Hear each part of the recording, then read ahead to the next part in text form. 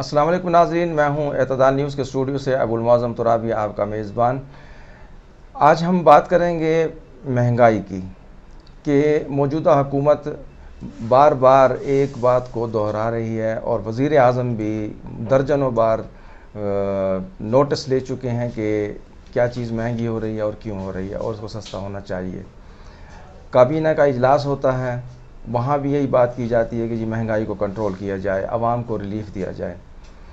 پھر اس کے ساتھ یہ بات بھی کی جاتی ہے کہ یوٹیلیٹی سٹورز پہ آپ کو سستی چیزیں ملیں گی، لیکن صورتحال یہ ہے کہ یوٹیلیٹی سٹورز پہ آٹا، گھی اور چینی عدم دستیاب ہے، اور اگر یوٹیلیٹی سٹور پہ کوئی چیز ملتی بھی ہے تو اس کا جو ریٹ ہے منڈی کی نسبت برائے نام کم ہوتا ہے، لیکن اس کا جو معیار ہے وہ اچھا نہیں ہوتا، اور اسی معیار کی چیز جو ہے وہ بازار میں یوٹیلیٹی سٹور کی قیمت کے برابر مل جاتی ہے۔ تو آج ہم یہ جائزہ لیتے ہیں کہ یہ سب کچھ کیا ہو رہا ہے، حکومت کر کیا رہی ہے، اس میں تاجروں کا کیا کردار ہے، ادارے کیا کر رہے ہیں، اور عوام کو جو مہنگائی کا سامنا ہے اس پر، عام آدمی پر کیا اثرات مرتب ہو رہے ہیں۔ اس حوالے سے ہم نے آج اپنے اسٹوڈیو میں دعوت دی ہے، سینئر صحافی ہیں اور انجمن تاجران کے سرپرست ہیں سہیل احمد اعظمی صاحب۔ ان سے پوچھیں گے کہ مہنگائی کیوں بڑھ رہی ہے، اس کے اسباب و علل کیا ہیں، اور حکومت جو دعوے کر رہی ہے کیا ان داموں پہ پورا اتر رہی ہے۔ سہیل بھائی خوش آمدید، بتائیے گا کہ حکومت کیا کر رہی ہے کہ مہنگائی بڑھتی جا رہی ہے اور نوٹس بھی لیے جا رہے ہیں اور عوام کو خوشخبریاں بھی سنائی جا رہی ہیں، لیکن مہنگائی کنٹرول نہیں ہو رہی۔ ترابی صاحب بہت مہربانی آپ کی جو آپ نے ایشو ریز کیا ہے مہنگائی کا۔ میرے خیال میں یہ جو عمران خان کی حکومت آئی ہے تبدیلی کے نام پر، اس کا مین ایشو ہی مہنگائی ہے، اور جو 2 سال 2.5 سال ان کے گزرے ہیں اس میں عوام کا جو حال کیا ہے اس حکومت نے مہنگائی کی وجہ سے، وہ گزشتہ 70 سالوں میں نہیں ہوا۔ اب آپ نے کہا کہ یہ کیا عوامل ہیں، کس وجہ سے مہنگائی ہو رہی ہے، موجودہ دور میں کیا پوزیشن ہے۔ اس میں بہت سارے پہلو ہیں۔ سب سے بڑی بات یہ ہے کہ جب کسی بھی چیز کی کاسٹ آف پروڈکشن بڑھتی ہے، جب آپ کے بجلی کے ریٹ ایشیا میں سب سے زیادہ ہوں، جب آپ کے ڈیزل پیٹرول کے ریٹ آئے دن بڑھائے جائیں، جب آپ کے گیس کے ریٹ بڑھائے جائیں، جب آپ ٹیکسز کی بھرمار کریں، آپ ایک بجلی کا بل اٹھا کے دیکھ لیں، اصل جو آپ کا بجلی کا بل ہوگا وہ 200 روپے اس کا خرچہ ہوگا، لیکن اس میں 10 قسم کے ٹیکس ہیں، وہ 200 کا بل جا کے 2000 پہ پہنچ جاتا ہے۔ تو جتنی کاسٹ پڑتی ہے اس کے لحاظ سے چیزوں کے ریٹ بھی بڑھ جاتے ہیں۔ اور دوسرا اس کی سب سے بڑی وجہ یہ ہے کہ آپ ڈالر دیکھ لیں، ڈالر جب بھی حکومت برسر اقتدار آئی 105 روپے کا، 7 روپے کا ڈالر تھا، آج وہ 170 کے قریب پہنچ رہا ہے۔ تو اس سے ہماری ساری امپورٹ ایکسپورٹ متاثر ہوئی ہے، ہمارے فارن جو ڈیپٹس تھے ان میں اضافہ ہو گیا، ہمارے قرضوں میں اضافہ ہو گیا، باہر سے جو لوگ کاروبار کر رہے تھے ان کے لیے بھی مشکلات پیدا ہو گئیں، اور جو ملک میں کاروبار کر رہے تھے ان کے لیے بھی بیلنس آف پیمنٹ کو جو ہے وہ بیلنس رکھنا وہ مشکل ہو گیا۔ ظاہر ہے جب آپ کی روپے کی قیمت، آج بدقسمتی سے ہماری روپے کی قیمت افغانستان اور بنگلہ دیش اور سری لنکا، انڈیا سے تو تھے ہی ہم بہت پیچھے، ان سے بھی ہمارے ویلیو جو ہے پیسے کی گر گئی ہے۔ تو کوئی کام ایسا نہیں ہو رہا جو مثبت طرف جا رہا ہو، جس کی وجہ سے اچھا کرپشن جو ہے وہ ایک بہت بڑا ذریعہ ہے یا بہت بڑی ریزن ہے کسی بھی ملک میں بہتر صورتحال پیدا کرنے میں۔ اب ہمارے ادارے اتنے بے لگام گھوڑے بن چکے ہیں اور حکومت کا کوئی چیک اینڈ بیلنس ہے نہیں۔ جو احتساب کے نام پہ یہ حکومت برسر اقتدار آئی، احتساب کو انہوں نے جو مذاق بنایا ہے، اور جس طرح سے نیب ہے اور اینٹی کرپشن ہے اور FIA ہے، یہ انتقامی کارروائیاں کر رہے ہیں، اور اصل جو احتساب وہ تو ہو نہیں رہا۔ ہمارے عوامی نمائندے ہیں اور ہمارے سرکاری ادارے ہیں، ہمارے بیوروکریسی ہے، یہ دبا کے کرپشن کر رہے ہیں۔ کوئی ڈپارٹمنٹ کو کوئی پوچھنے والا نہیں ہے، کسی کو جواب دہ نہیں ہے، عوام کا پرسان حال کوئی بھی سننے کو تیار نہیں ہے۔ یہ بہت سارے فیکٹر ہیں جس کی وجہ سے مہنگائی بڑھ رہی ہے، اور حکومت کا اس سلسلے میں کوئی بھی چیک اینڈ بیلنس دیکھنے میں نہیں آ رہا۔ اور یہ آپ نے نوٹس کی بات کی، جی عمران خان نے نوٹس لے لیا، تو عمران خان کے نوٹس تو اب ایک بم کی طرح عوام پہ گرتا ہے. صحیح. وہ نوٹس تو لوگ گھبراتے ہیں کہ خدا نہ کرے یہ عمران خان دوبارہ نوٹس نہ لے، کیونکہ انہوں نے گندم کا نوٹس لیا. گندم آپ کے خود ہی انہوں نے کابینہ میں فیصلہ کیا، گندم افغانستان انہوں نے جو ہے نا وہ ایکسپورٹ کر دی. اس کے بعد وہ گندم پاکستان میں جو پاکستان کی پیداوار ہے یہاں گندم کی کمی ہو گئی. اس کے بعد ہم جو ہے نا آج 80-85 روپے کا گندم دیسی آٹا خرید رہے ہیں، اور وہ بھی خوش قسمت لوگوں کو ملتا ہے. ٹھیک ہے نا جی. اور روس سے امپورٹ کر رہے ہیں. روس سے امپورٹ کریں. اس طرح انہوں نے اور مزید کئی چیزوں کا نوٹس لیا، اور جن کی نوٹس کی وجہ سے وہ چیزیں اتنی ریچ سے بھی باہر ہو گئیں، ان کی اویلیبلٹی بھی ختم ہو گئی، اور اس کی کاسٹ آف پروڈکشن بھی بڑھ گئی. اور دوسرا جو فیکٹر ہے، ہمارے تاجر بھائی بھی ہیں اس میں ذخیرہ اندوز بھی ہیں جو ہولڈنگ کرتے ہیں، جو موقع کے مناسبت کو دیکھتے ہوئے مال کو ڈم کر لیتے ہیں. اس کے لیے ہمارے حکومتی ادارے ہیں نا، وہ کیا کر رہے ہیں؟ جب جہاں کرپشن ہوگی تو پھر چیک اینڈ بیلنس کا نظام ختم ہو جاتا ہے. پھر نہ ذخیرہ اندوزوں کے خلاف کوئی کارروائی ہوتی ہے، نہ محکمے اپنا صحیح جو ان کا رول ہے وہ رول ادا کرتے ہیں.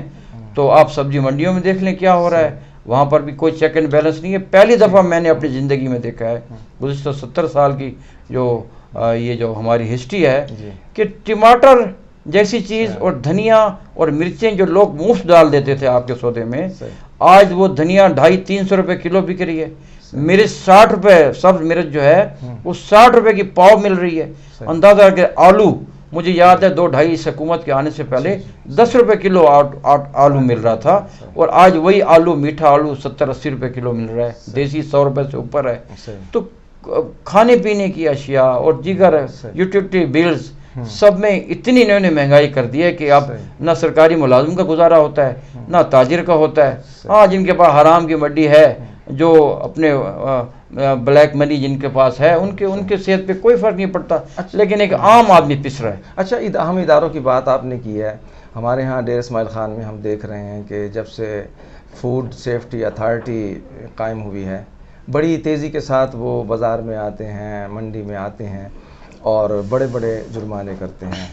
اس کے ساتھ ہی محکمہ فوڈ جو ہے وہ بھی اپنی جگہ اپنا کام کر رہا ہے، لیکن ہمیں کوئی تبدیلی نظر نہیں آ رہی کہ چیزیں جو ہیں وہ سستی ہوں، کنٹرول ریٹ پہ ہوں، اور ہمیں معیاری چیزیں ملیں. کل بھی محکمہ یہ اپنا فوڈ اتھارٹی والے اور پولیس والے گلشن بیکری کی فیکٹری میں گئے.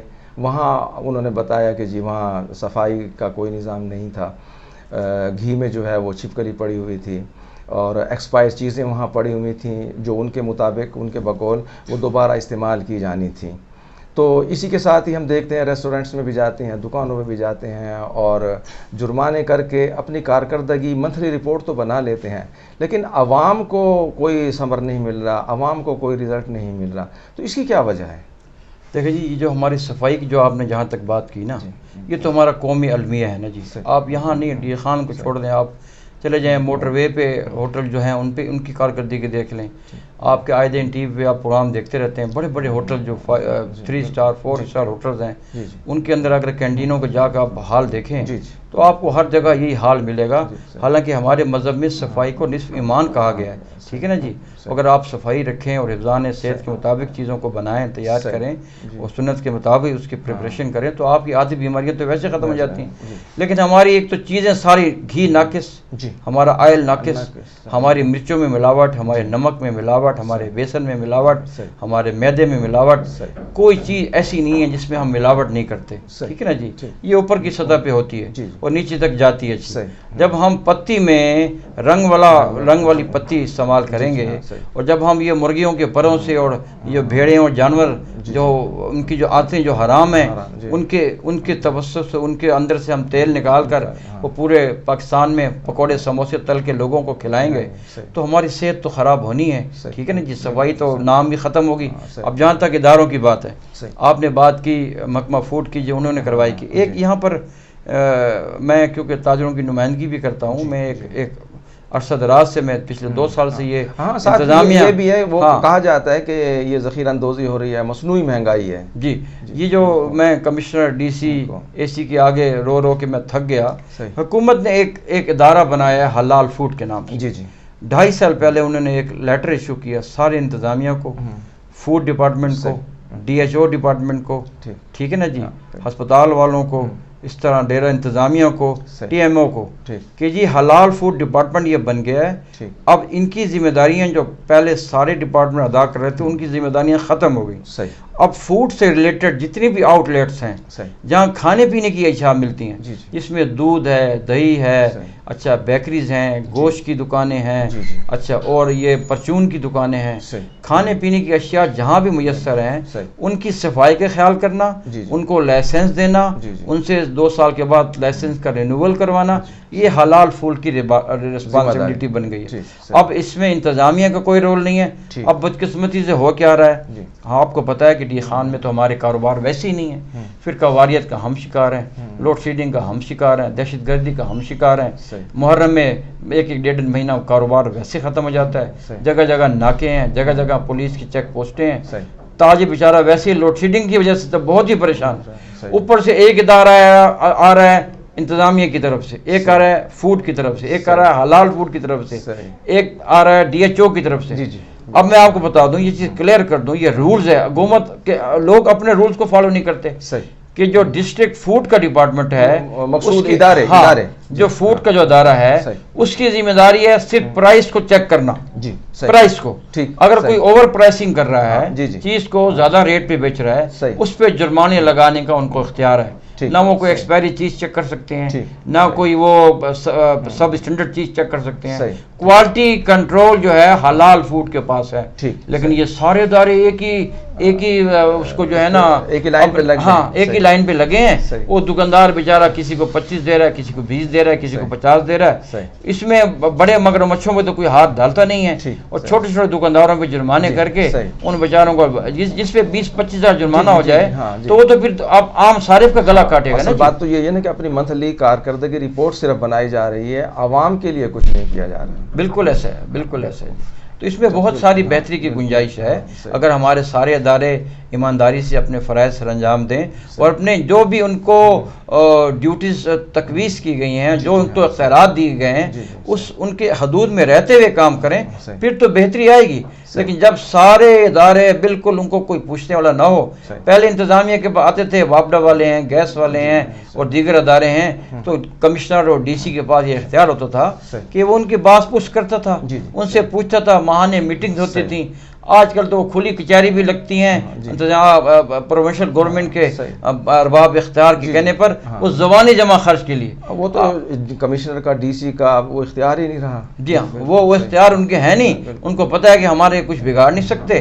تو یہ حال ہو رہا ہے، اس کی وجہ سے عوام جو ہے وہ پس رہی ہے، مہنگائی کنٹرول میں نہیں آ رہا. ناظرین، آپ نے سہیل احمد صاحب کی گفتگو سنی. حکومت مہنگائی کو کنٹرول کرنے کے لیے کیا اقدامات کر سکتی ہے، اس کے اسباب و علل کیا ہیں، اور ان کا سدباب کس طرح کیا جا سکتا ہے، اور اس کے ساتھ ہی اداروں کو فعال ہونے کے باوجود عوام کو ان کے جو ثمرات ہیں وہ کس طریقے سے فراہم کیے جا سکتے ہیں. حکومت کو یہ سوچنا ہوگا اور غور کرنا ہوگا، سنجیدگی دکھانی ہوگی تاکہ مہنگائی کنٹرول ہو سکے اور عوام کو کچھ نہ کچھ ریلیف مل سکے. اسی کے ساتھ ابوالمعظم ترابی کو اجازت دیجیے. اللہ حافظ.